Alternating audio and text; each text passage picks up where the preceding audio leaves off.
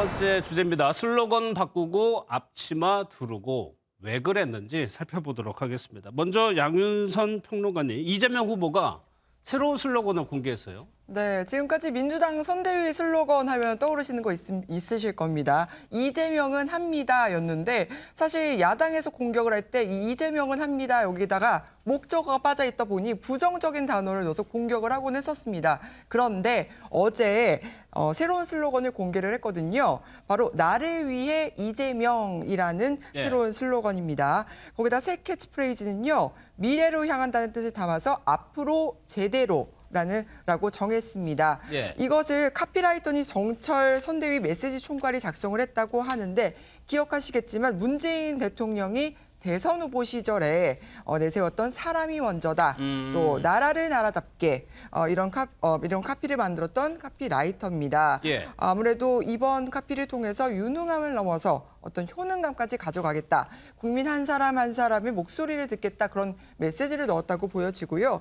아무래도 2030 세대가 개인의 이익을 기반에 둔 어떤 가치 투표를 하는 성향을 보여주고 있는데 이런 부분을 어떤 담아낸 캐치프레이즈가 아닐까 싶습니다. 나를 위한다면 이재명 후보를 뽑으라는 얘기인 것 같아요. 정철 총괄의 얘기를 직접 한번 들어보도록 하겠습니다. 그래서 저희가 잡은 슬로건입니다. 나를 위해 이재명. 나를 위해는 내 밥상을 위해, 내 출근을 위해, 내 지갑을 위해. 이제 어느새 생존이 목표가 돼버린 우리 젊은이들에게 이 나를 위해라는 슬로건이 작은 위로나 또 작은 희망이 되기를 기대합니다.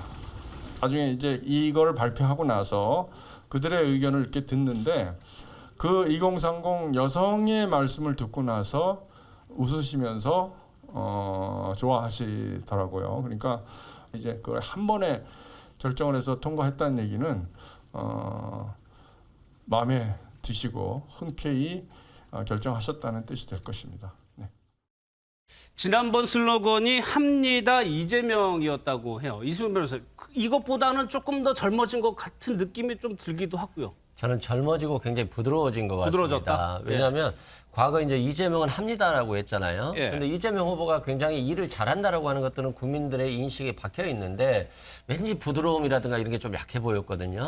그런데 나를 위해 이재명이라고 했는데 이게 이제 과거 같으면 정치가 왜 나하고 무슨 상관이 있어 이런 얘기들을 많이 했잖아요. 근데 이제 나를 위해 이재명이니까 이재명을 뽑으면 나에게도 뭔가가 나의 삶이 달라질 수 있고 이런 긍정적인 이미지라고 보여지고요. 앞으로 제대로라고 하는 것은 과거 민주당에 대해서 좀 불만이 있거나 부족했던 부분들 그런 것들을 앞으로 더 채워나가겠다.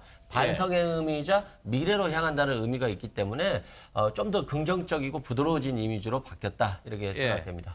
실제 효과로도 이어질지는 모르겠는데 홍 기자님 아까 정철 총괄의 얘기를 들어봤지만 이재명 후보도 상당히 마음에 들어 했다는 것 같아요. 그렇죠. 김영희 본부장이 전하는 바에 따르면 이렇게 캐치프레이즈가 한 번에 슬로건이 한 번에 통과된 게 없다. 이례적이다. 그걸 보면 흔쾌히 결정했다는 걸 알 수 있다. 이렇게 전했고요. 또 정철 총괄이 이렇게 얘기를 합니다. 내가 만든 게 뭐 너무 좋다. 이거 뭐 잘했다 이거보다도 전문가에게 맡기겠다. 전문가의 영역이니 그것을 수긍하겠다라고 했다고 그렇게 전해지고 있는데 저는 이게 지금 캐치프레이즈의 단계에 있어서 일단은 나의 유능함을 보여줬는데 요즘 이제 이 개인주의적인 이 국민들이나 시민들이 당신이 일 잘하는 것과 나하고 무슨 상관입니까? 라고 할 때 이 슬로건이 어디를 향해야 되는가, 국민을 향한다, 이거를 명확히 해야 되겠다는 필요성을 알고 2단계로 지금 우리의 방향은 당신에게로 간다는 거를 좀 강조하려는 의도가 아닌가 싶습니다. 윤석열 후보 동정도 봐야 될 것 같은데 윤석열 후보가 식당을 열었다고 하는데 이 내용은 영상을 좀 먼저 봐야 될 것 같습니다. 식당의 목표는 돈을 많이 버는 것보다 첫째, 와서 드시는 분 기분 좋고 건강하게 그걸로 갑시다. 네. 아니 망하지만 않으면. 내 요리는 그냥 심플하게 적은 재료 가지고 이렇게 해서 쉽게 만들어 먹는 요리인데 그냥 집밥. 안녕하세요. 어서 오십시오. 어서 오십시오. 안녕하세요. 저희 뭐 메뉴는 몇 개 안 됩니다만 뭐 뭐를 드시고 싶어요? 메뉴 이거는 뭐죠? 레몬차. 일하신 지 얼마나 되셨어요? 어릴 때부터 집에서 뭐 뭘 조금씩 만들어 먹고 이래가지고 어우 내가 이 무거우시죠? 오십견이 약간 가지고 알겠습니다. 네, 잘 먹겠습니다. 식당을 오픈한 건 아니고 이제 유튜브의 한 콘텐츠로서 요리를 해주는 건데 홍 기자님 실제로 윤석열 후보가 요리를 해줘요? 실제로 해주고요. 예. 지금 이제 유튜브에 성렬이 형네 밥집. 제목이 일단 성렬이 형이라는 친근한 다가가겠다는 거고 예. 사실 여성 입장에서 볼 때 남이 밥을 해주면 그게 웬만하면 정말 다 너무 맛있고 아, 그런가요? 고맙거든요. 예. 그래서 초대한 분도 워킹맘하고 직장인 여성이에요. 그러다 보니까 이미 마음이 아우 고마워 하는데 생각보다 손놀림이 굉장히 자연스러워요. 하다 보니까 너무 잘하시는 것 같다. 칭찬도 나오고 했더니 전문가라면은 아주 손이 보이지 않을 정도로 잘한다. 겸손도 했는데 저는 굉장히 뭐 이런 반려묘라든가 이런 유튜브도 이전에 하셨는데 그거보다는 예. 저는 훨씬 좋다라는 어. 생각이 들고 일단 밥을 해주겠다. 요즘 먹방이 아니라 쿡방이 어떤 유행인 시대잖아요. 예. 그런 시대 감각에도 맞고 굉장히 좋은 행보다 싶습니다. 실제 요리도 해주면서 그 안에서 이제 밥을 먹으러 오신 분들하고 얘기도 같이 하면서 뭔가 메시지도 전하고 다 이유가 있습니다. 대선 후보들이 하는 것들이. 하민경 변호사님. 그런데 윤석열 후보가 좀 평소에도 요리를 좀 하나 봐요. 네, 윤석열 후보는 이제 자기 자신의 그 요리 실력을 뽐내기도 했는데요. 예.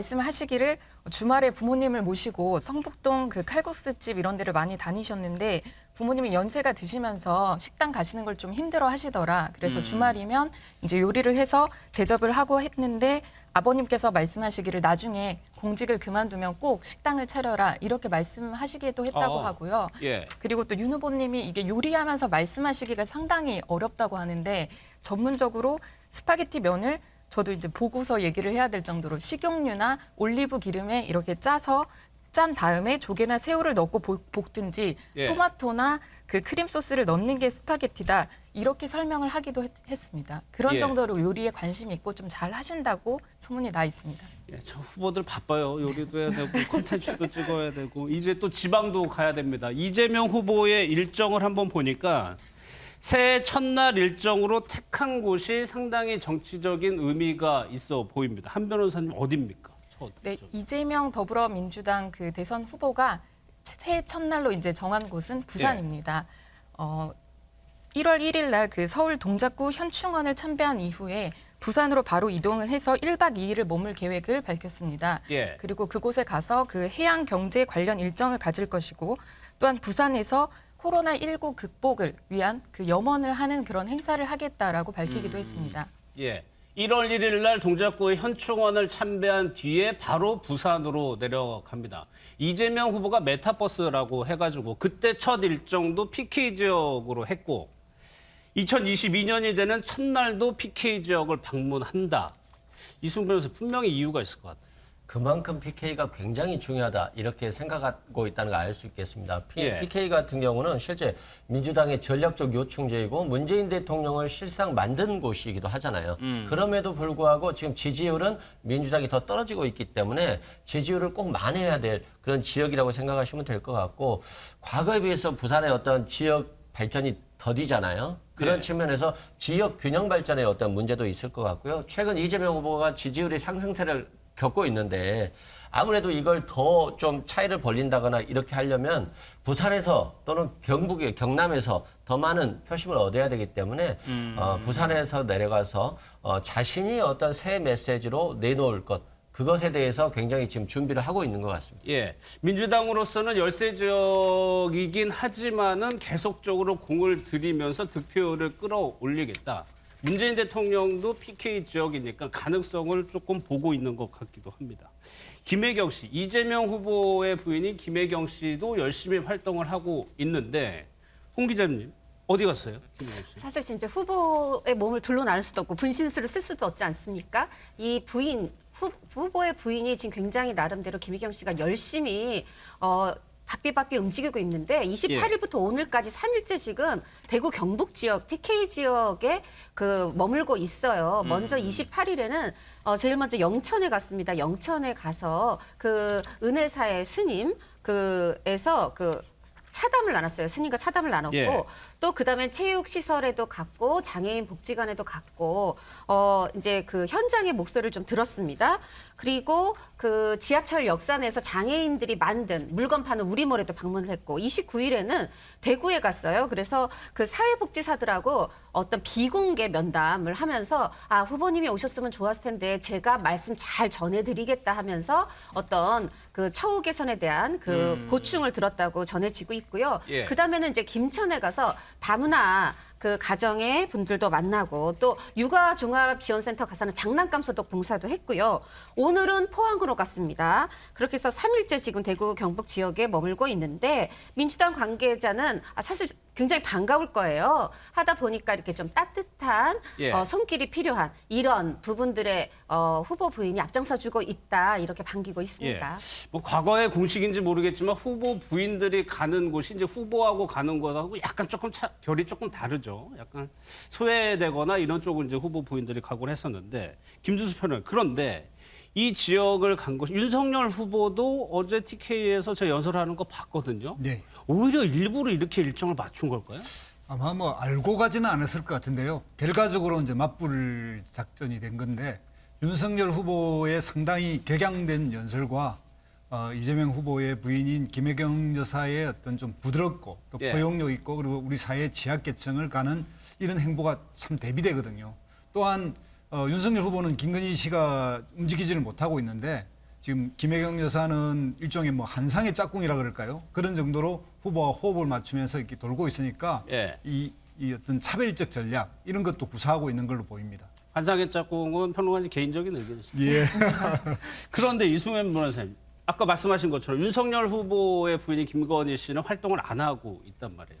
몸이 2개여도 부족한 상황에서 이것이 과연 어떻게 작용을 할 것이냐. 김혜경 씨가 이렇게 행보를 하는 것이 어떻게 좀 평가해요? 지금 지지율로 나타나고 있는 게 아닌가 싶어요. 예. 윤석열 후보 같은 경우는 김건희 씨의 어떤 허위 경력 의혹에 대해서 빠져서 나오지 못하고 있고 또 이준석 대표의 갈등 문제가 계속 불거지고 있는데 이게 수습이 안 되고 있기 때문에 윤석열 후보가 어디를 돌아다니든 도움이 별로 안 되고 있는 상황인데 오히려 이재명 후보의 아내 같은 경우는 이렇게 자신이 그 이재명 후보의 역할을 하면서 돌아다니면서 이재명 후보의 득점 포인트가 되고 있는 것 같고 또한 이재명 후보가 좀 강한 이미지, 일은 잘하지만 강하다 그랬잖아요. 근데 예. 김혜경 여사가 이렇게 돌아다니면서 굉장히 부드러운 이미지 그리고 함께 같이 어울려주는 이미지를 통해서 예. 이미지를 긍정적으로 상승시켜주는 그런 효과를 발휘하고 있다고 생각됩니다.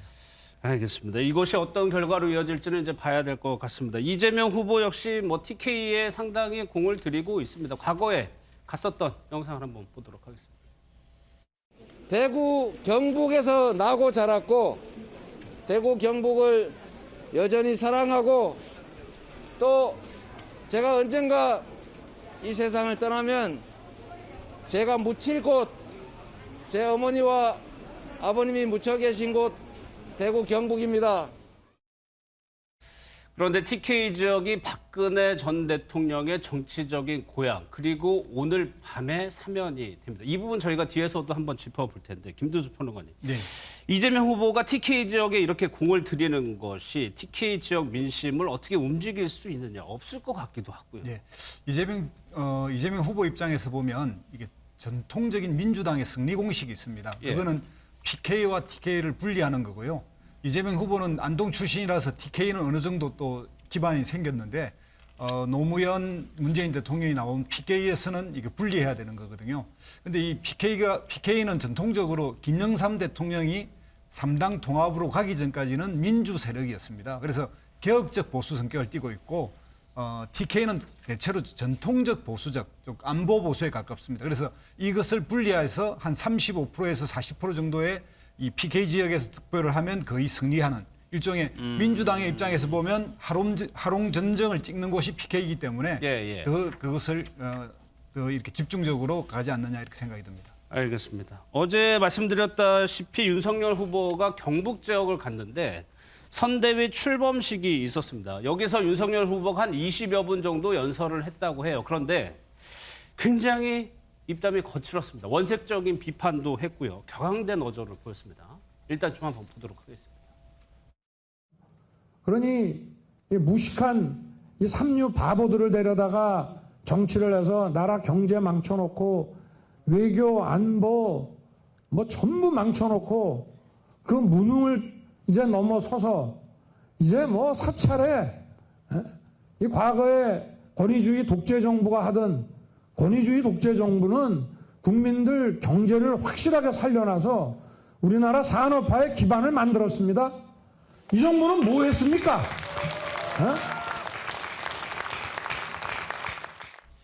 저 발언뿐만 아니고 이재명 후보가 이제 민주당 쪽에서 계속 토론을 하자고 하죠. 거기에 대해서 가짠타라는 좀 과격한 표현을 쓰기도 했습니다. 이 발언까지 한번 들어보도록 하겠습니다. 나왔군요. 드디어 나왔어요. 이재명 후보의 선택은 바로 그분이에요. 윤석열 후보에게 하고 싶은 말 있으면은 제발 좀 자주 만납시다. 하실 말씀이 있으면 저한테 있는데 해주세요. 저도 반박 좀 하게. 이런 말씀 드리고 싶지요. 후보가 저보고 토론을 하자 하더라고요. 제가 바보입니까? 국민의 알 권리가 있다고 하더라고요. 대장동과 백현동의 진상부터 밝히고 음습한 조직폭력배 이야기, 잔인한 범죄 이야기 그런 것을 먼저 다 밝히십시오. 어제 다르고 오늘 다르고 제가 이런 사람하고 국민 여러분 보는 데서 뭐 토론을 해야 되겠습니까? 할 필요가 없습니다. 어이가 없습니다. 정말 가짜습니다. 기존에 연설을 할 때 이제 프롬프터나 원고를 보고 읽는 거는 아니었던 것 같아요. 현장 반응에 따라서 이제 추임새를 넣기도 했었는데 양윤선 평론가 뭐 저 말 말고도 삼류 바보들 뭐 이런 얘기도 나오면서 굉장히 이례적인 표현들 많이 썼어요. 네, 뭐 일부 뭐 전해드리자면 일단 뭐 의미를 크게 훼손하지 않으니까 좀 일부만 전달해드리겠습니다. 무식한 삼류 바보들 데려다 정치해서 독재 정부가 하던 사찰을 했다. 그리고 어이가 없다. 정말 가짜안타. 맨날 어디 다니면서 엎드려서 큰절하고 눈물 흘리고 참 못 봐주겠다. 이런 발언들이 좀 있거든요. 예. 근데 정치에도 금도라는 게 있지 않습니까? 아무래도 이런 상대 후보에 대한 어떤 예의라든지 이게 정치 품격에도 연관이 있는 거거든요. 이게 또 자칫하면 이재명 후보 지지자들에게는 좀 무시하는 것처럼 느껴질 수도 있고요. 예. 이런 부분에 대해서 아무래도 이게 요즘에 보여주는 이런 여론조사에서 골든크로스 양상이 보여지고 있는데 예. 이런 부분에서 어떤 지지율이 떨어진 쪽이 결국은 네거티브를 하는 거거든요. 예. 선대위 차원에서도 어떤 메시지 관리가 좀 정확하게 돼야 되는 거 아닌가. 후보는 비전을 보여주고 그리고 선대위 차원에서는 공격할 건 공격하는 모습. 예. 이런 모습이 좀 필요한 게 아닌가 싶습니다. 그래서 어제 윤석열 후보의 발언을 두고 오늘 조금 논란이 있었죠. 여기서 끝난 게 아니고요. 이재명 후보에 대해서는 더 날을 세웠습니다. 그 내용도 한번 좀 들어보도록 하겠습니다. 여당 후보는 잘하는 게 한 가지 있어요. 변신술. 뭐든지 하겠다고 하더니 또 뭐든지 안 할 수도 있다고 또 그럽니다. 현 정권을 계승하겠다고 하더니 또 핵심 정책 줄줄이 부정합니다. 도대체가 뭔지 모르겠습니다. 참 안 됐어요. 여기 붙었다 저기 붙었다 하려니까 얼마나 힘들겠습니까? 맨날 어디 다니면서 엎드려서 큰절하고 눈물 흘리고 참 못 봐주겠습니다, 여러분. 이재명 후보를 비꼬는 듯한 모습도 보였는데 이승훈 변호사, 저 방금 윤석열 후보의 얘기 어떤 의미일까요? 좀 어려운 얘기인 것 같은데요. 네. 아마 뭐 대장동 의혹이라든가 기본소득이라든가 이런 정책적인 문제에 대해서 자꾸 이제 말을 바꾼다 이런 걸 좀 주장하고 싶은 것 같아요. 예. 그렇지만 지금 저런 모습 보면 굉장히 중도층이라든가 2030들이 좋아할 수 있을지 좀 의문이고요. 예. 정치인이라고 하는 것은 자신이 소신 있게 자신의 주장이나 행동을 해 나가는 것도 중요하지만 국민의 여론을 청취하고 잘못된 정책이라고 생각한다면 또 한번 되돌아볼 수도 있어야 되는 거거든요. 근데 이걸 갖다가 말바뀌기라고만 주장한다라고 하면 예. 조금 너무 네거티브적 성격이 진하고 저렇게 상대 후보에 대해서 불만이 많으시면 좀 TV 토론에 나오셔서 그런 부분들을 굉장히 좀 추궁하시고 그래서 국민들께 그런 부분들을 밝혀줬으면 너무 좋지 않을까. 예. 윤석열 후보가 검사 27년 하셨으니까 이 전문 분야이니까 그 부분에 대해서는 TV 토론에서 국민들께 서로 간에 토론할 수 있는 기회를 주셨으면 좋겠다 예. 말씀드립니다. 보시는 분들에 따라서 어떻게 받아들일지도 다를 것 같은데 그제요 방송기자 클럽 토론회에서 또 이재명 후보에 대해서 언급을 한 것이 있었습니다. 그때는 중범죄 확정적이다 이런 표현을 써서 또 논란이 됐었는데 굉장히 과격하죠. 공격적이고. 그 내용도 한번 들어보겠습니다. 이런 중범죄 그 확정적 거의 다른 변명의 여지가 없는 이런 후보와 국민들 앞에서 정해진 정도의 토론이 아니고 이거를 마치 미래 비전을 얘기하는 것으로서 물타기 하려는 이런 정치 공세적 토론 제의는 그걸 받아들인다는 것은 야당 후보로서 좀 취하기 어려운 태도이기 때문에 말씀을 드리는 것입니다. 그리고 이 말 자체가 토론회를 할 거냐라는 데 대한 대꾸로 나온 거지 않습니까? 예, 그래서 예. 이것은 그 제대로 된 대꾸도 아니고 본인의 이미지에도 별로 안 좋게 작용할 것 같아요. 이것은 사실 상대 후보에 대한 예의가 아니잖아요. 그 정치에도 금도라는 게 있는데 이걸 딱 보면 이제 지지율 역전됐구나라는 걸 느낄 수가 있거든요. 왜냐하면 보통은 이제 지지율이 떨어지는 쪽에서 네거티브를 걸게 돼 있단 말이죠. 다급한 마음에. 상황이 좀 달라졌구나. 윤석열 후보의 발언은 각 진영에 따라서 내가 누구를 지지하느냐에 따라서 뭐 좋게 보일 수도 있고 나쁘게 보일 수도 있어서 오히려 저희가 진중견 전 교수의 발언을 가지고 왔는데 김두수 평론가님. 예. 진 전 교수는 일단 좀 윤석열 후보 측에 조금 옹호적인 발언들을 많이 했던 분이어가지고 예. 그런데 조금 지나치다라고 평가를 했어요. 그렇죠. 그동안 진보 진영에 있다가 보수 진영의 주로 이 약간의 그쪽을 편드는 발언들을 주로 해왔고 예. 그랬는데 진중근 교수가 볼 때도 이건 좀 심하다. 어떤 금도를 넘어선 이야기가 아니냐 이렇게 이야기했는데요. 이게 윤석열 후보가 그동안 김건희 아내인 김건희 씨 리스크를 좀 수세적으로 맞이하다 보니까 좀 이걸 공세해야 되겠다 생각해서 공세를 하는 건 좋은데 후보가 할 이야기와 그 외에 선거대책위원회라든지 또 국민의힘 여러 국회의원들이 할 그 단어를 좀 구분하면 좋겠다 이런 생각이 들고요. 예. 이런 이야기는 좀 세게 하고 저런 이야기는 사실은 이제 좀 바람잡이 역할을 하는 선대위의 좀 대변인이라든지 이런 걸 주로 통상 선거를 할 때는 그렇게 치르는데 예, 윤석열 예. 후보는 이걸 좀 더 구분 못하고 직접 하다 보니까 예. 이런 그 후보의 품격을 보수 그러면 품격이 기본인데 품격이 좀 안 된 후보 아닌가 이런 이미지를 주고 있습니다. 그래서 윤 후보가 왜 이렇게 공격적인 발언을 했느냐. 진 교수 분석에 따르면 지지율이 떨어지다 보니까 조바심이 생겨서 네거티브를 걸게 된다. 이렇게 얘기를 했어요. 최근에 여론조사 흐름도 이재명 후보가 상승세를 탔다는 조사들이 나오고 있고 이러다 보니까 이런 것들이 영향을 미친 거 아니냐는 해석도 나오는 것 같아요. 맞습니다. 이게 만약에 쭉 앞서 있다면 여유가 좀 있고 그리고 예. 여유가 있으면 상당히 이제 상대에 대해서도 들을 거 들으면서 다시 비판하는 이런 좀 더 이런 중도 사람들이 볼 때 더 품격 있는 그리고 더 호소력이 있는 이야기가 나올 수 있는데 뭔가 쫓기고 또 지지율이 뭐 골든 크로스든지 데드 크로스든지 이게 일어나니까 이 부분에 대해서 좀 초조함이 반영된 이야기가 예. 아닌가 이런 측면에서 보면 본인이 오히려 득점을 하는 게 아니라 실점을 하는 발언을 하고 있다 이렇게 생각이 듭니다. 예. 뭐 당연히 민주당에서도 비판의 목소리가 나오고 있습니다. 그 내용까지 한번 들어보도록 하겠습니다.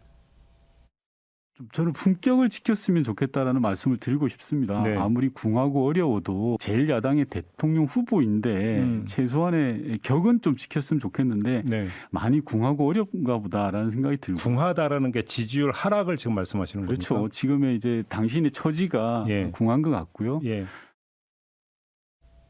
근데 조금 걱정되는 것이 이렇게 나오면 상대 진영에서도 감정을 건들게 되면은 정치 문화가 너무 격해지는 거 아니냐 이런 조금 우려도 나오고 있는 것 같습니다. 지금 이승훈 변호사님 거의 이제 대선이 60여일 남은 상황에서 하루가 아까운 상황이고 양쪽 진영 다 예민해질 수밖에 없어요. 그래도 조금 이렇게 격을 지키면서 선거운동을 하는 것은 어떨까 그런 생각도 듭니다. 격을 지키는 게 본인한테 유리하지 않겠습니까? 저는 그런 생각이 들고요. 실제 윤석열 후보가 뭐 바보들 모아 삼류 정치한다, 가짜다 이런 표현을 쓰시는데 본인도 어떠한 문재인 정부의 검찰총장이셨거든요. 이거 본인에게 하는 말일 수도 있습니다. 그리고 상대 후보를 지지하는 지지자들에 대한 비난일 수도 있거든요. 그런 측면에서 윤석열 후보가 아내 문제라든가 이준석 대표 문제로 굉장히 힘든 걸 알겠지만 조금 더 이성적으로 생각하셔야 될 것 같다 생각하고 이게 이제 민주당에 대한 억울함, 문재인 정부에 대한 자신의 좀 억울함 이런 것들을 감정적으로 표현하는 것 같은데 국민들이 이런 모습보다는 TV 토론에서 상대 후보에게 당당하게 물어보는 것 그걸 좀 더 좋아하지 않을까 싶습니다. 예, 이재명 후보에 대해서도 논란이 따라다니고 있습니다. 홍 기자님, 이번에는 강을 건넜냐 안 건넜냐 무슨 강을 얘기하는 거예요?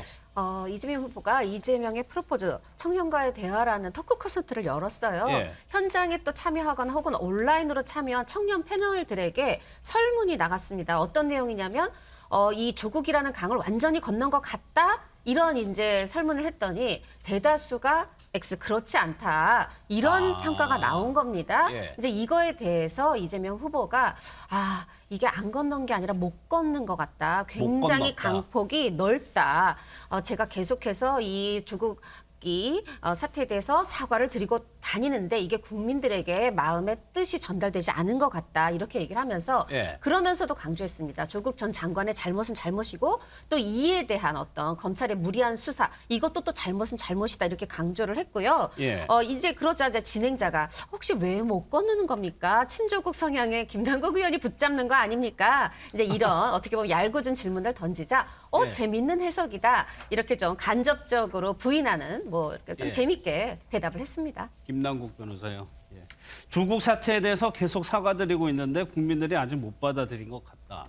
글쎄, 김두수 변호사님, 이 문제에 대해서 이재명 후보가 좀 풀기 어려운 측면이 있을 것 같기도 하다 보네. 맞습니다. 뭐 본인이 당사자이거나 이게 직접적으로 관련이 있으면 직접 또 사과하는 거지만 일단 후보가 된 이치에서 국민들에게 사과드렸고 또 이걸 이해 못하면 이해 못하는 대로 계속 이 문제가 쟁점이 되면 또 사과드리고 그동안 몇 번씩 사과를 했는데 그래도 이제 젊은 2030 세대에서는 이걸 잘 납득 못하겠다. 그리고 우리 사회에 어쨌든 공정이 하두가 되어 있는 이 상황에서 그 충분한 기준 원칙을 제대로 세워야 된다는 것 측면과 또 공직자로서 잘못한 점 이런 것들을 다 모아서 이재명 후보는 계속 사과할 수밖에 없다.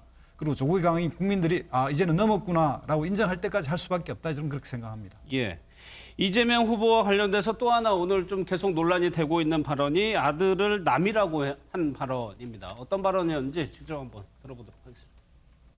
대통령의 부인은 공적 존재이고요. 권한과 지원이 주어지지 않습니까? 대통령 아들은 성년인데 남이죠, 사실은. 글쎄, 뭐 둘을 부인은 나와서 뭐 사과했는데 아들은 직접 나와서 해야 되는 거 아니냐는 이제 국민들께서 판단하실 것 같고요.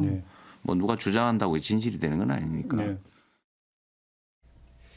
이 질문이 이제 김건희 씨는 사과를 했는데 아들 사과 안 하냐 이런 질문들이 있다 보니까 거기에 내놓은 답이었던 것 같아요. 근데 홍 기자님, 글쎄요, 저 발언에 대해서 동의하지 않는 분들도 상당히 많을 것 같아요. 그렇죠. 이제 이재명 후보는 만약에 대통령의 부인은 부속실도 있고 그리고 동반외교도 하고 말하자면 권한도 있고 세금으로 지원도 경제적 지원도 되기 때문에 공적 존재지만 성년인 이 아들 자식은 남이다라고 이제 어떻게 보면 앞에 부분 대통령의 부인은 공적 존재란 말을 하고 싶었는지 모르지만 사람들의 귀에는 아들은 남이야 이 부분이 이제 크게 들린 거죠. 특히 이제 당연히 국민의힘 그 관계자들이 굉장히 이 부분에 대해서 크게 반발하고 있는데 권성동 사무총장이 이렇게 얘기합니다. 이 정도면은 말바꾸기를 넘어서 이제 뭐 말하자면 자식도 갖다 버릴 태세다. 유불리에 따라서 뭐 국민도 갖다 버릴 거냐 이런 식으로 얘기를 하면서 이것은 어떤 이 후보의 인성을 보여주는 아주 그 증표다 이렇게 강하게 비판을 했고요. 흔히 이재명 저격수라고 불리는 윤희숙 내기대 위원장도 또 이렇게 내기대 위원회 위원장도 이렇게 얘기를 합니다. 아니 이분의 평생에 어떤 변하지 않는 원칙이 있다면 여의치 않으면 누구든지 갖다 버리는 것이다. 국민도 쉽게 갖다 버릴 것 같다. 이렇게 날을 세워서 주장을 했습니다. 계속 이제 논란이 되다 보니까 오늘 이재명 후보에 대해서 기자들이 이 부분에 대해서 질문을 한 것 같습니다. 어떤 의미냐라고 물어봤는데 이렇게 대답을 했습니다. 대통령의 아들은 비록 성인이지만 사실은 남 아니냐 이런 말씀을 하셨어요. 그래서 이거에 대해서 이게 옳으냐 그러냐 하는 논란이 있는데 공적 영역에서 볼 때 배우자는 공식적 지원과 권한이 주어지는 공적 존재다. 그러나 자녀는 성인이니까 그런 공적 영역에서 보면 남이나 마찬가지다. 이런 말씀을 드렸던 거니까 오해 안 하시면 좋겠습니다. 기준이 공적 영역이었다라는 해명인 것 같아요. 또 하나요. 이재명 후보가 김건희 씨 관련한 얘기에 대해서는 입을 열지 않았었는데 그 대국민 사과와 관련해서는 좀 평가 느낀 점이 있었던 것 같습니다. 얘기를 좀 들어보겠습니다.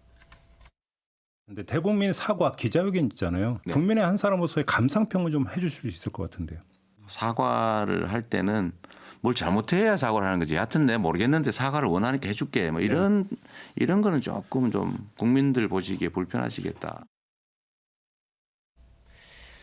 국민들이 보시기에 불편하시겠다. 이 홍 기자님 그렇다면은 이걸 좀 투영해가지고 얘기한 것 같기도 하고요. 네, 이제 말하자면 지금 이제 계속해서 라디오에 출연해서 한 이 답변의 내용인데, 예. 뭐 이 사과에 대해서 김건희 씨의 사과가 효과가 있었던 것 같냐 하니까 아예 뭐 이렇게 얘기를 합니다. 만약에 사과라는 건 뭘 잘못했을 때 그 뭐를 잘못한 거를 잘못했습니다. 사과를 해야 되는데, 아예 나는 뭐 잘못한지는 모르겠는데 일단 사과를 원하니까 해줄게. 이런 식으로. 본인의 이제 평가죠. 그런 식으로 나에게는 비쳤다. 근데 국민들도 그래서 좀 보시기 불편했을 것 같다 얘기를 하면서 그 이제 검증이라는 부분에 대해서 얘기를 합니다. 대통령이 국민의 어떤 생활을 성들이죠. 통째로 책임지는 대통령을 뽑는 거다 보니까 본인 자신을 포함해서 후보들은 피할 수가 없다. 무한 검증을 받아야 된다라고 하면서 본인뿐 아니라 뭐 가족 또 이제 측근 혹은 현재뿐 아니라 과거에 대해서 무한 검증을 받아야 된다. 뭐 이렇게 얘기를 했는데요. 예. 만약에 저는 이 말에 비춰본다면 그 가족의 또 사실은 공적 지원을 받지 않더라도 아들도 포함되는 부분이거든요. 예. 또 이런 부분도 국민들은 한마디 한마디 새겨 듣고 있다 생각해 주시면 좋겠습니다. 예. 윤석열 후보의 영부인제 폐지 공약과 관련해서도 이재명 후보가 의견을 밝혔는데 그 내용까지 한번 좀 들어보겠습니다. 제2부속실은 불필요하다고 늘 오래전부터 생각해 왔고 청와대가 일단 인력이 너무 많은 것 같습니다. 외교 등에서 어쨌든 대통령 부인의 역할이라는 측면에서 무게감이 적지 않은데 그 처에 대한 얘기가 나오기 전부터도 과거에 그 청와대 근무 경험이 많은 저희 선대위 관계자들하고 이미 얘기를 했던 것이고요. 그 영부인이라는 호칭도 과하고 사고 유형이 조금 이해가 좀 안 됩니다. 어떤 점에서? 그건 하나의 제도잖아요. 본인에게 생긴 문제를 덮기 위해서 제도를 없애버리겠다. 좀 납득이 안 돼요. 부인에게 문제가 있어서 그 부인의 문제를 해결해야지 제도를 없애버린다. 예를 들면 퍼스트 레이디라고 하는 게 폼으로 있는 존재가 아니지 않습니까? 부인 외교들도 있는 것이고요. 네네. 부부 동반해서 해외 가을 때 지원도 하고. 근데 그런 기회를 다 봉쇄하겠다고 하는 게 대체 누구를 위해서? 라는 생각이 들었습니다. 윤 후보에 대해서 사고 유형이 조금 이해가 안 된다라고 표현을 했어요. 김두수 평론가님, 어제 그러고 보면 두 후보가 상당히 높은 수준으로 상대방을 좀 공격을 했네요. 네, 그렇습니다. 통상 이제 개인의 문제가 생겼을 때 제도를 좀 핵심해서 어떤 걸 고쳐야 하는데요. 이런 경우에는 그 자체를 없애버리는 거거든요. 그래서 이게 마치 이제 좀 조금 더 심하게 비유하면 세월호 당시에 세월호 문제가 터지니까 박근혜 대통령이 해양경찰청을 해체시킨 것처럼 그 문제의 본질을 보지 않고 다르게 국민들에게 일단 요구하는 걸 다르게 이렇게 진안하는 이런 방식은 제대로 된 정치인이라고 볼 수 없습니다. 그러니까 지금 이제 제2부속실 같은 경우에는 대통령 부인에 대한 수행이든 여러 행사에 필요할 수밖에 없는 조직이고요. 또 영부인이라고 하는 호칭이 대통령의 부인이란 뜻이 아니라 남의 부인을 좀 존칭하는 의미에서 영부인인데 그 의미도 정확하게 뭐 그런 그 용어도 바꾸자고 이야기하는 것까지 해서 좀 저 인식에 있어서는 자기의 그 부인의 리스크가 있더라도 이 제도의 문제에 대해서는 제도 개혁에 대해서는 좀 다르게 생각해 볼 필요가 있다 이렇게 생각이 듭니다. 예. 당연히 이제 국민의힘 측에서는 대국민 사과를 긍정적인 평가를 하죠. 이것도 이제 진영에 따라서 보는 시각이 달라질 수가 있는데 김재원 최고위원의 라디오 인터뷰입니다. 한번 들어보겠습니다.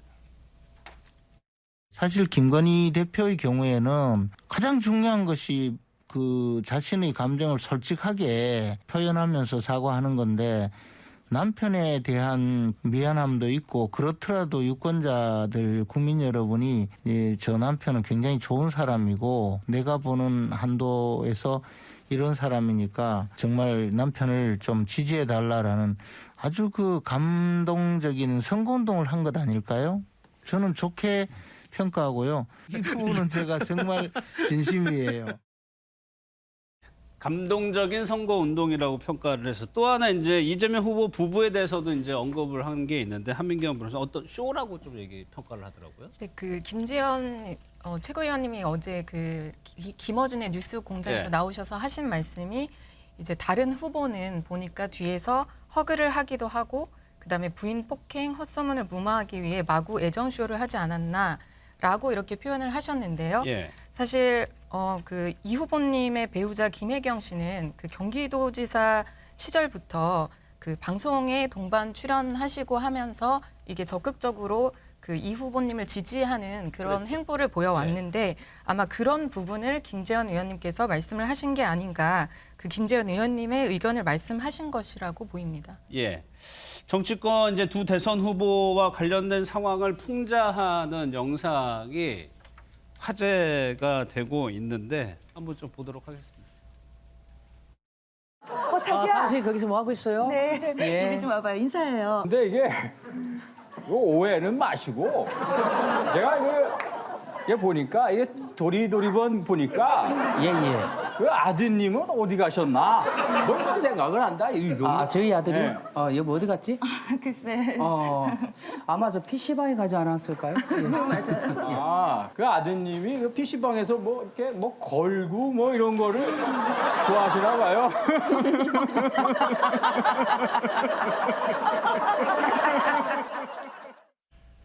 누구라고 말씀을 안 드려도 아시겠죠. 윤석열 후보를 향해서도 또 있다고 합니다. 그 내용까지 한번 보겠습니다. 어머. 나도 잠시 롯데백화점에서 프랑스 자수 배웠어요. 거기 혹시 몇 기세요? 근데 몇 기였더라? 갑자기 기억이 안 나는데. 5기였다. 나도 5기인데. 어머 세상에. 너무 소름이다. 어머 근데 왜 나는 처음 뵀을까? 사람이 워낙 없어서 서로 다 아는데. 근데 제가 한 번 나갔어요.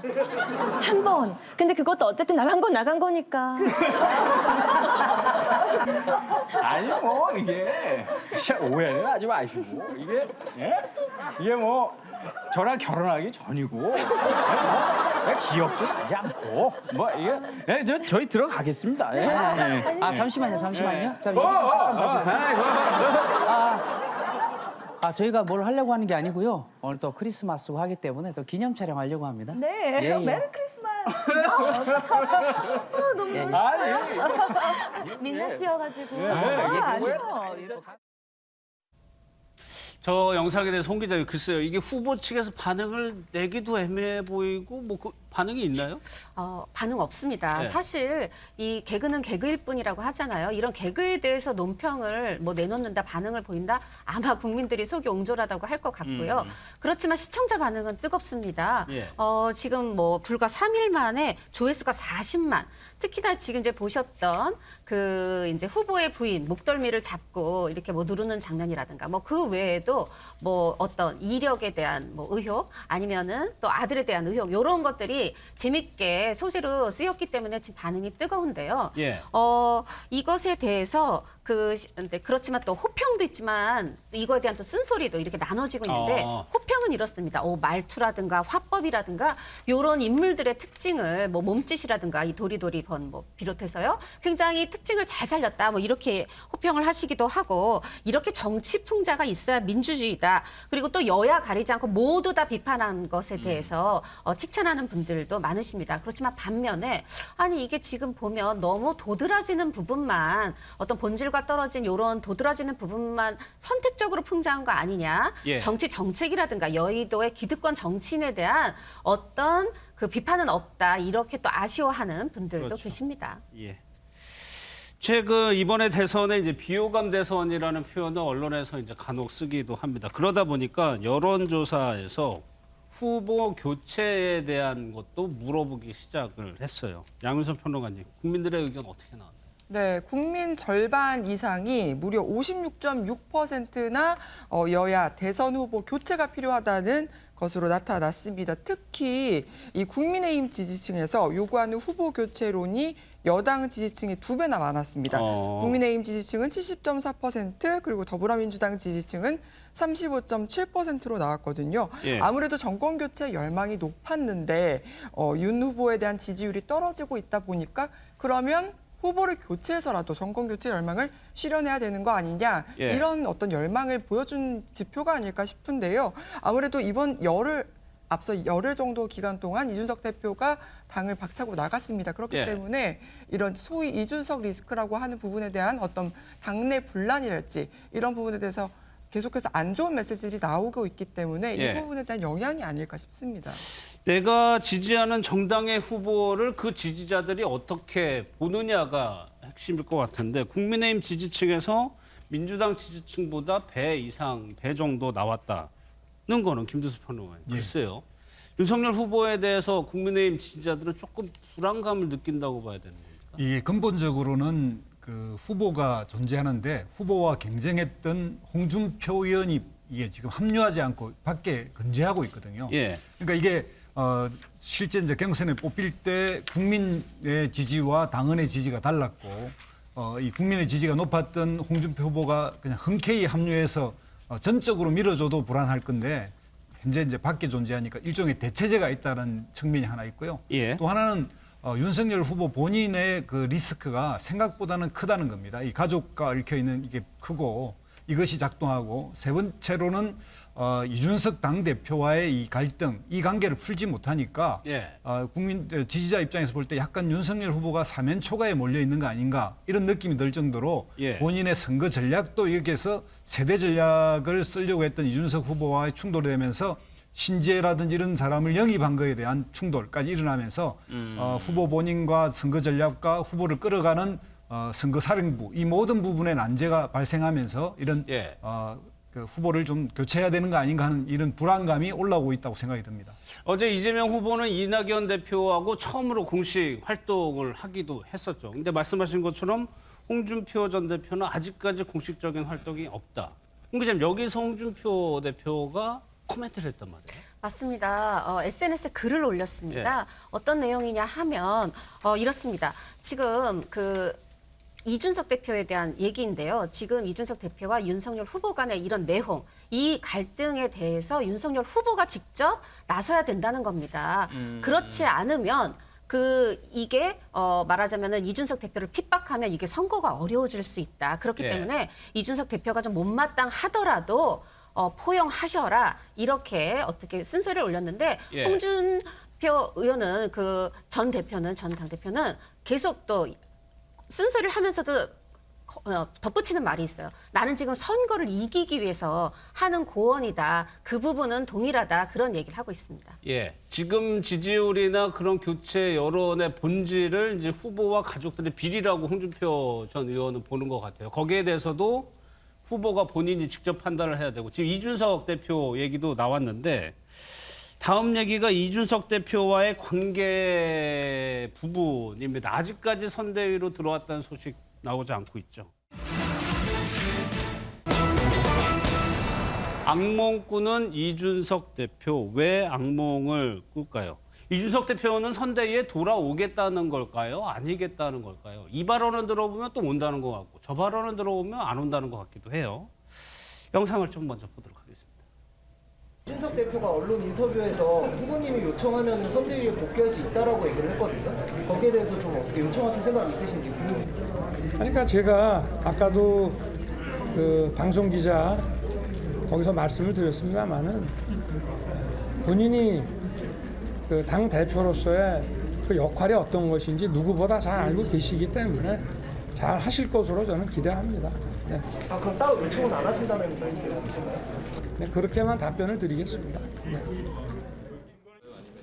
저는 고려하지 않고 있고 저는 지금까지 조건을 이렇게 내걸 생각이 없었고 실제로 조건을 제시하지도 않습니다. 따로 요청을 안 할 것이냐라고 물어보니까 그냥 그렇게만 답변하겠다라고 얘기를 했습니다. 김수수 평론가 저번에 울산 회동이라고 표현을 합니다. 그때 굉장히 윤석열 후보가 적극적으로 움직였는데 이번에는 조금 다른 것 같기도 하고. 예, 서로 양자가 이렇게 손바닥이 마주쳐야 소리가 나는데 예. 가장 적극적으로 어려울 때 그냥 통쾌하게 그냥 탁 합쳐야 되는데 여기에서는 윤석열 후보도 그냥 이 모든 것을 요청하겠다 이렇게 나오지가 않고 있고 이준석 대표도 이것은 본인의 원칙을 계속 유지하려고 하는 것 같아요. 그래서 이준석 대표가 요구하는 것은 선대위의 구조 개혁인데 이게 시간이 지나면 지날수록 이게 좀 안 되고 있고 이 예. 부분에 대한 흔히 말하는 윤핵관에 대한 이 문제에 대해서 정확하게 처리할 수 있는 어떤 앞으로 장래의 이 어떤 전망이 안 보이는 가운데 이 갈등이 계속되고 있습니다. 그러니까 윤석열 후보의 리더십과 이준석 대표의 리더십이 서로 안 맞고 충돌하고 있는데 예. 이 부분의 해소는 이런 논리로 할 것이 아니라 그야말로 감성과 어떤 이 가슴으로 예. 품을 안는 이런 통 큰 어떤 이런 좀 더 한 차원 높은 리더십을 발휘해야 될 것 같습니다. 특히 후보가 예. 윤석열 후보가 그렇게 해서 이준석 후보에게 안 되면 무릎이라도 꿇어서 예. 같이 하자고 해야 될 것 같은데 그렇지 않고 있으니까 좀 안타까워 보입니다. 윤 후보가 더 나서야 된다는 의견. 네, 저는 뭐 후보가 나설 수밖에 없지 않나 이렇게 생각이 듭니다. 여기에 대해서도 좀 당내에서 뭐 여러 가지가 있는 것 같아요. 그런데 이준석 대표가 저희가 앞서 보여드렸던 대로 악몽을 꾸고 있다고 해요.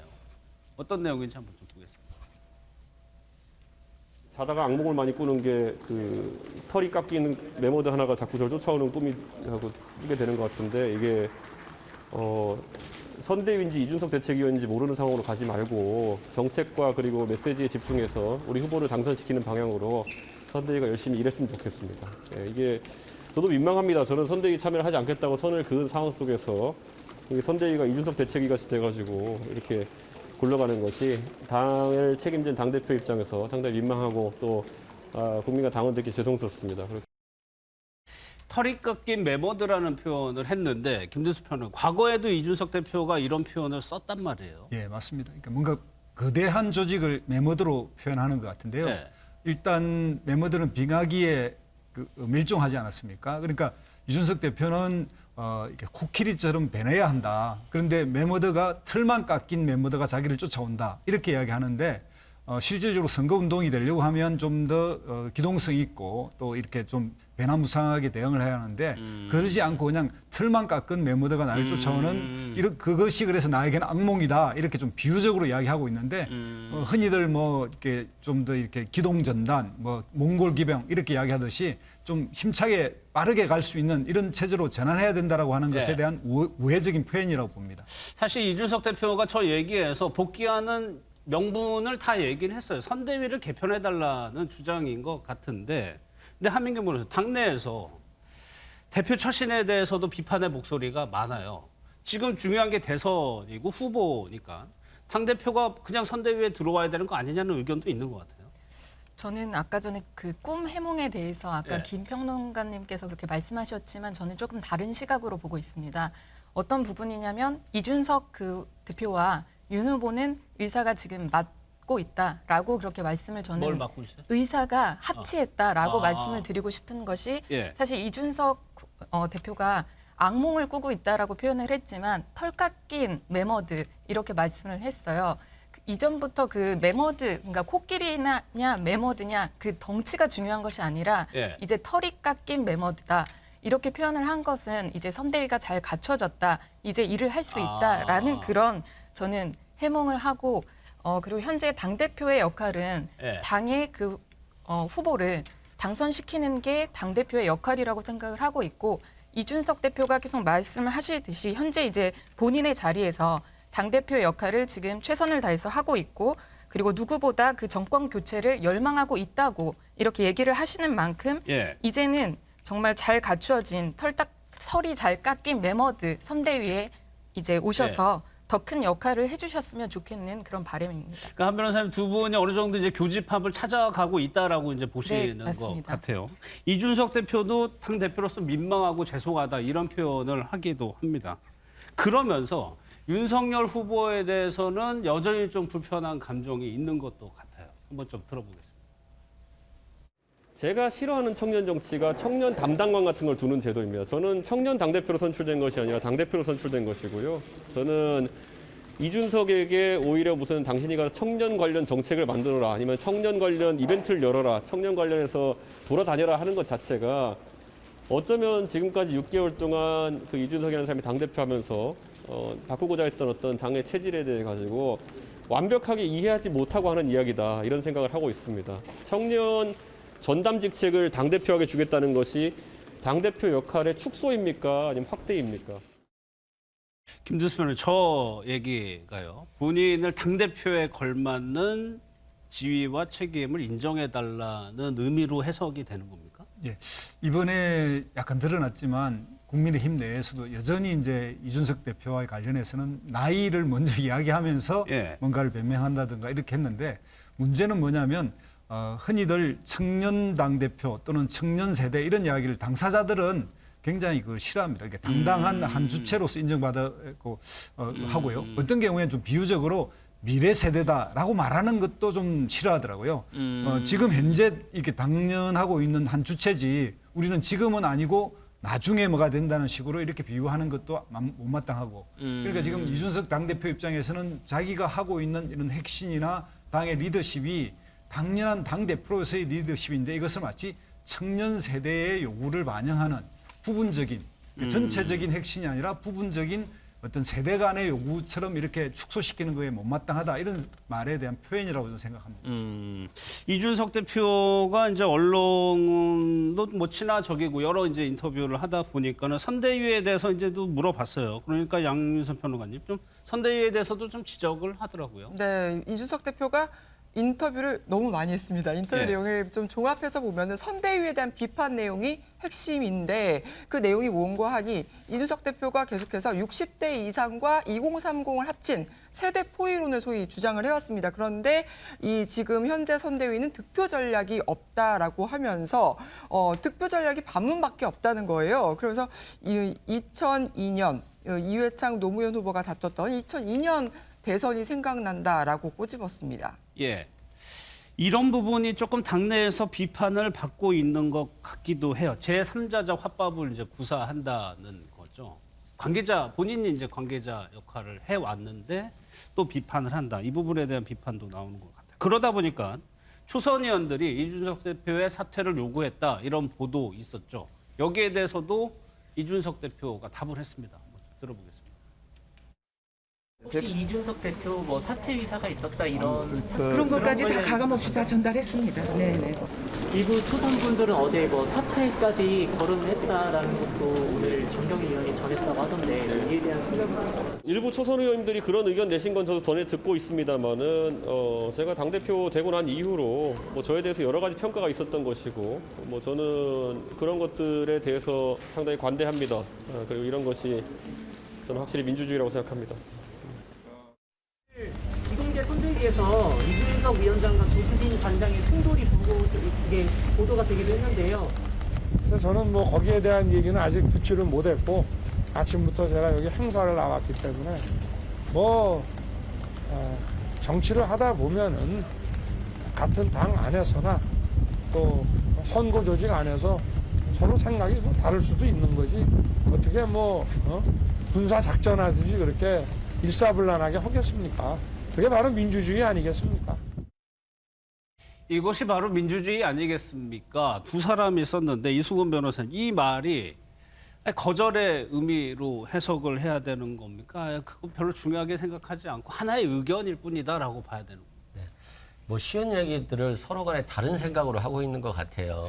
이게 뭐냐면 이준석 대표 같은 경우는 내가 잘못했으니까 나에 대해서 사퇴 요구를 하더라도 난 이건 관대하게 받아들일 수 있는 자세가 된 그런 사람이다. 그런데 윤석열 후보가 민주주의라고 했던 것은 조수진 최고가 김건희 씨 의혹과 관련한 대처 방법에서 나는 후보 말만 듣겠다고 하니까 이건 하극상인데 이걸 민주주의라고 하느냐라고 이제 비판하면서 자신은 진정한 민주주의자다. 뭐 이런 취지로 주장하는 것 같은데요.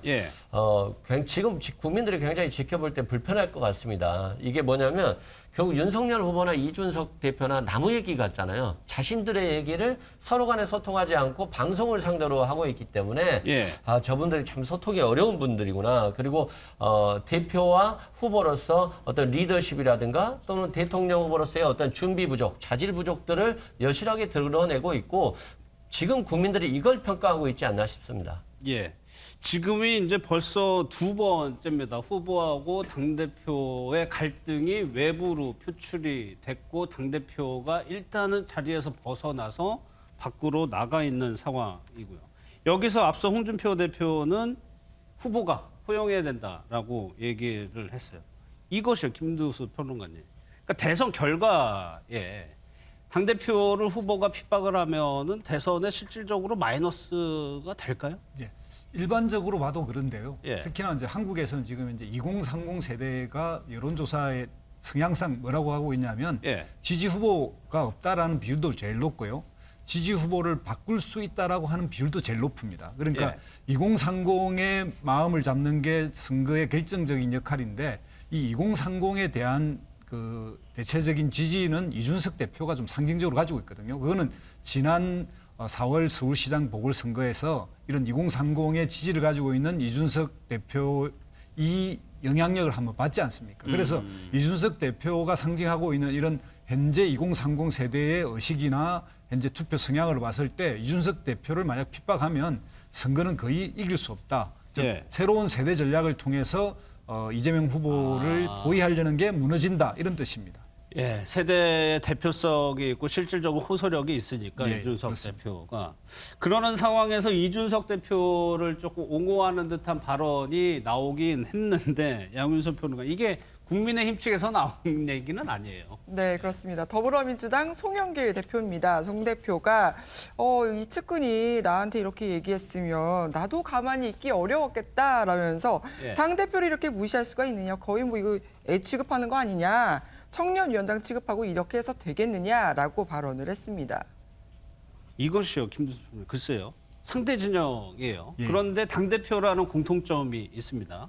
동병상련이라고 봐야 되는 겁니까? 아니면 상대방을 좀 분열시키기 위한 거라고? 양수겹장이라고 보는데요. 사실상 당 대표는 이런 거다. 당신들이 제대로 못하고 있다. 이걸 좀 강조하는 거고 또 그 송영길 대표와 이준석 대표가 좀 정기적으로 그전에는 이렇게 방송에 나와서 이렇게 맛 토론을 좀 했지 않습니까? 그런 거에 약간 뭐 인간적인 좀 뭐랄까요? 동정심도 좀 있는 것 같고 그래서 이제 그런 걸 반영해서 현재 좀 다른 식으로 표현하면 민주당은 현재 상당히 콘크리트 이런 그 당의 어떤 결속을 가지고 있는데 국민의힘은 콩가루 집안이다 이런 걸 또 강조하기 위한 어법이라고 봅니다.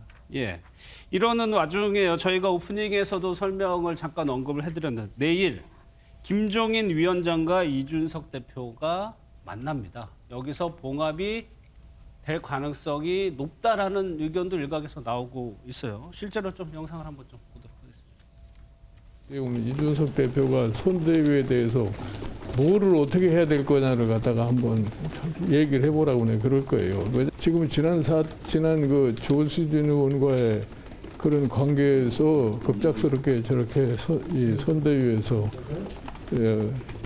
상임 선대위원장을 뿌리치고 나갔는데 그 이후에는 뭐 이러고저러고 얘기를 많이 이준석 대표가 한 걸로 지금까지 내가 지금 알고 있는데 근데 본 뜻이 뭔지를 내가 아직 모르겠어요. 그래서 내일 이제 만나면 한번 구체적으로 얘기를 해볼 것 같으면 뭐 여러 가지 지금 현재 다른 사람들이 지금 생각하는 건 문제가 해소될 수 있지라고 나는 그렇게 생각하고 있어요. 김종인 위원장과 이준석 대표가 내일 오찬 회동을 한다. 한편에서 여기서 이제 또다시 봉합이 될 거 아니냐. 지금 이준석 대표가 복귀하는 그 분위기가 무르익고 있다라는 좀 분석도 나오고 있거든요.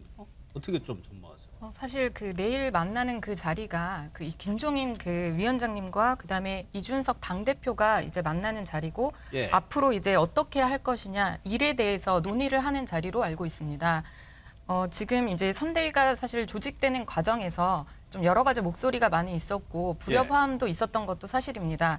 그러나 지금은 이제 다 잘 다듬어진 그런 선대위로 지금 저희가 잘 열심히 일을 하면 되는 이 상황에서 일에 대한 논의를 저희가 하는 자리일 것이라고 생각이 들고 또 어떤 이제 그 신문 기사에서는 조심스럽게 윤 후보님이 그 자리에 동석하는 것이 아니냐 이런 조심스러운 관측도 있긴 하지만 사실은 이게 일에 대해서 앞으로 어떻게 일을 할 것인지에 대해서 위원장님과 그다음에 당 대표가 의논을 하는 자리여서 윤 후보님께서 이렇게 뭐 참석을 하실 필요가 있을까 뭐 이렇게 생각하는 그런 뭐 의사의 합치가 이미 있는데 이런 게 참석을 하실 필요가 있을까 이런 이제 시각도 있다는 것을 말씀드리고 싶습니다.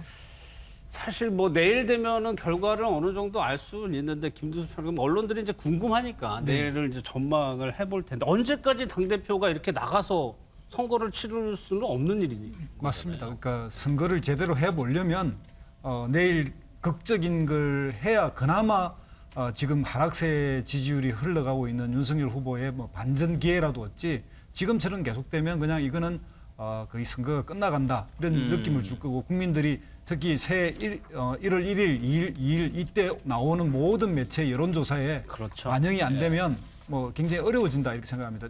다음 설날까지 아마 이 지지도가 유지되지 않을까 이런 걱정이 됩니다. 예.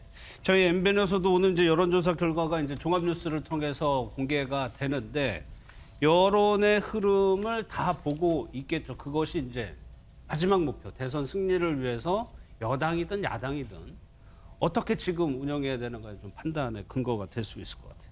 저희가 마지막으로 좀 변수들을 한번 좀 짚어볼 텐데 대선이라는 것이 워낙 살아있는 생명체라고 하죠. 뭐 예기치 않은 변수가 나올 수도 있습니다. 그런데 홍준선 기자님, 두 권의 책이 지금 좀 여의도에서 조금 논란이 되고 있는 것 같아요. 맞습니다. 한 권의 책은 그리움은 아무에게나 생기지 않습니다라는 책이고 한 권의 책은 굿바이 이재명이라는 이 두 책이 앞으로 69일 남은 이 대선에 어떤 변수가 되지 않는가 촉각이 곤두세워지고 있는데 먼저 이 그리움은 아무에게나 생기지 않습니다는 이 박근혜 전 대통령의 지지자들이 편지를 보냈고 이것에 대해서 박근혜 전 대통령이 옥중 답신을 쓴 겁니다. 이제 이걸 유영하 변호사가 편지를 고른 거예요. 그래서 이제 책으로 묶은 것인데 이게 왜 대선 변수가 될 수 있느냐? 혹시 어떤 윤석열 특검, 이 윤석열 후보에 대한 언급이 있을까? 뭐라고 있을까? 이 부분이 이제 어떤 대구 지역에 대한 표심에 어떤 영향을 미칠까? 이런 부분 때문에 또 변수다 이런 얘기가 나오고 있는 거고요. 이 굿바이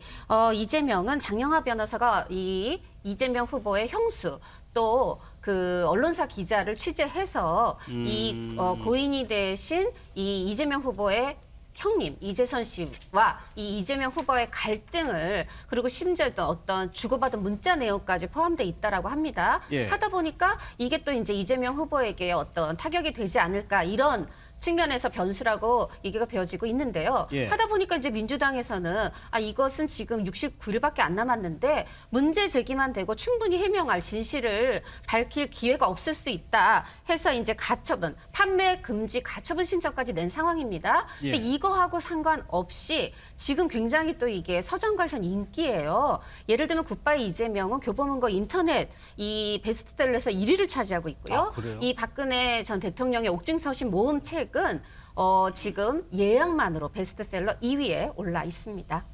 그만큼 관심이 많다는 내용이겠죠. 그런데 이제 박근혜 전 대통령 얘기를 했지만 김두수 평론가 이제 곧 나옵니다. 박 전 대통령이 일단 건강이 안 좋은 걸로 알려져 있고 대선이 얼마 남지 않았습니다만 대선에 어떤 변수가 될 수 있느냐 이것도 굉장히 총명하셨어요. 예를 들면 전혀 알려지지 않은 사실이 책을 통해서 자세하게 밝혀지면 상당한 이제 선거의 파동이 오고 타격이 올 건데요. 이게 정치판에 알려져 있는 격언 중에 하나가 이미 알려져 있는 리스크는 리스크가 아니다. 선반영이 돼 있는 경우입니다. 대부분의 이 두 이야기는 박근혜 전 대통령의 옥중 편지의 일부일 거고 또 굿바이 이재명은 성남에 있었던 이야기인데 이거는 지금 다 선반영돼서 지난 한 달 동안 이재명 후보가 윤석열 후보보다 지지율이 낮았던 이유라든지 이런 거에 다 반영됐던 리스크이기 때문에 실제 요즘은 이 책이 SNS보다 훨씬 파급력도 약하고 열혈 지지자들이 구독을 집중적으로 하겠지만 그것도 얼마 넘어가지 못할 거다. 저는 이렇게 생각합니다. 그런데 사실 박 전 대통령과 관련해서 윤석열 후보가 검사였고 팀장이었고 그러다 보니까 윤석열 후보에 대해서 어떤 멘트와 뭐 평가를 하느냐가 윤 후보가 영향을 받을 거잖아요. 아무래도 지금 영향을 주고 있고 특히 이제 대구 경북에 가서 인간적으로 좀 뭐 미안한 마음이 든다라고 이야기했던 것도 그런 건데요. 그런데 그거는 이제 이준석 대표는 그 당대표 선거에서 당당하게 탄핵의 강을 건너야 된다고 하면서 본인의 입장을 분명하게 밝혔는데 윤석열 후보는 약간 그 부분에 대한 입장을 분명하게 하지 않으면서 좀 지지 감성에 호소하다 보니까 이 부분에 대한 그러니까 지지자들을 다시 한번 결집시키는 데는 약하면서 국민들로부터 윤석열 본인이 직접 수사해서 직접 감옥에 보낸 당사자일 수도 있는데 예. 왜 저렇게 말하지? 이렇게 해서 약간 중도적인 사람에게는 의문을 던지는 그런 메시지가 나간 것 같습니다. 예. 또 최근에 이분에 대한 얘기도 여의도에서 이제 얘기를 막 시작했어요. 누구냐면 안철수 후보입니다. 양평론가 지금 안철수 후보의 지지율이 올라가고 있단 말이에요. 10% 가까이 왔다면서요? 네, 안 후보의 지지율이 10%에 육박하고 있습니다. 예. 이 아무래도 이 한국갤럽과 이 서울신문 의뢰로 지난 27일부터 28일간 조사한 거에 보면요, 이재명 후보가 36.8%, 그리고 윤석열 후보가 30.8%인데 안철수 후보가 9.3%예요. 예. 보시고 계신데 아무래도 이 지지율 격차가 많이 이제 줄어드는 모양새를 보이고 있습니다. 특히 이 재미있는 양상이 윤 후보에게서 빠진 지지율, 20대 남성에게서 빠진 지지율이 안철수 후보에게 가고 있다는 겁니다. 많이 쏠림 현상이 나타나고 있는데 이 10%가 넘어가게 되면은 공직선거법상 10% 이상 득표를 갖게 되면 10%에서 15%면 선거 비용의 절반 정도를 보전을 받게 됩니다. 그리고 15%가 예. 넘어가면 선거 비용을 전액 보전받을 수가 있거든요. 그렇기 때문에 안 후보로서는 완주할 수 있는 어떤 동력을 갖게 됩니다. 그런 부분은 예. 또 생각해 볼 여지가 있는 거고요. 그렇기 때문에 안 후보가 어떤 이번 대선에서 캐스팅 보트 역할을 확실하게 할 수 있겠다. 그런 예. 모습을 볼 수 있겠고 또 주자의 내일 이 지지율을 보려면은 주식시장을 보라 이런 얘기가 있거든요. 주식시장을 봤더니 안철수 관련주가 빨간불을 켜고 있더라고요.